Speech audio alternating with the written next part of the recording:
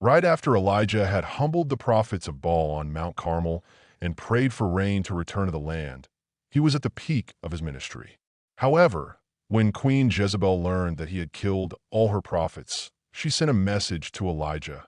"May the gods deal with me, be it ever so severely, if by this time tomorrow I do not make your life like that of one of them."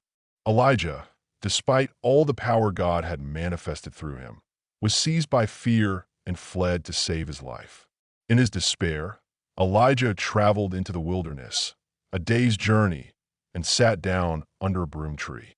He prayed for death, saying, "I have had enough, Lord. Take my life.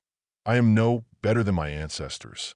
God, instead of judging him, cared for him miraculously. An angel woke him up twice, offering him bread baked over hot coals and water. Strengthened by this divine provision, Elijah traveled for 40 days and 40 nights until he reached Horeb, the mountain of God, also known as Mount Sinai.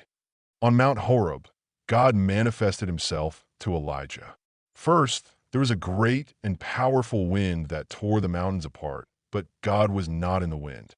After the wind, there was an earthquake, but God was not in the earthquake. After the earthquake came a fire, but God was not in the fire. Finally, after the fire, came a gentle whisper, a still, small voice.